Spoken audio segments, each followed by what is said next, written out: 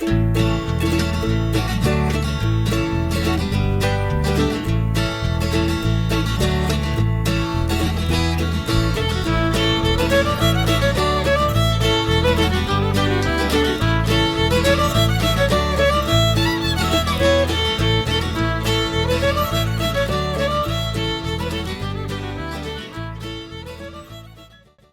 question is about the Nation of Islam.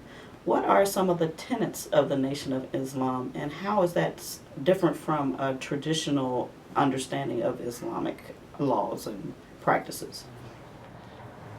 People often ask me about the Nation of Islam's beliefs and whether Nation of Islam beliefs are similar to or different from those of most other Muslims. First of all, it's important to say that the Nation of Islam is a small group in the world of Islam. Out of over 1.5 billion Muslims in the world, there are likely only tens of thousands of members of the Nation of Islam in the United States and the Caribbean. This is an English-speaking group that started in 1930 outside of Detroit, Michigan, and grew to be a very prominent civil rights organization after World War II.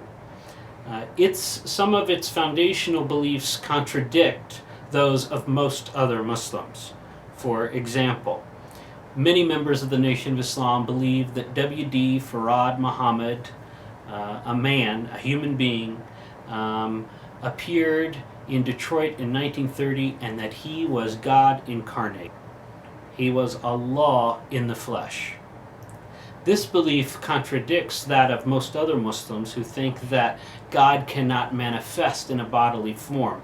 That would be the Islamic sin of shirk or associationism. Another belief that is different in the Nation of Islam is that Elijah Muhammad, born in the late 1890s in Sandersville, Georgia, originally named Elijah Poole, that he was the messenger of Allah, or a prophet. Not all Muslims, but most Muslims believe that the final prophet sent to humankind was Muhammad ibn Abdullah, Muhammad the son of Abdullah, who died in 632 in Arabia. So that's another main contradiction. In addition, some of the practices of the Nation of Islam contradict those of the majority of Muslims, but that has changed. Increasingly, Louis Farrakhan's Nation of Islam, the Nation of Islam that he formed in the late 1970s, has increasingly taken on many of the practices associated with Sunni Islam. Those include, for example, Friday prayers, the practice of the Ramadan fast during the month of Ramadan instead of at Christmas time as it used to be held. So you might be wondering how to think about the Nation of Islam in terms of the similarities between it and other forms of Islam. It's important to keep in mind that there has never just been one Islam, at least from a historical standpoint.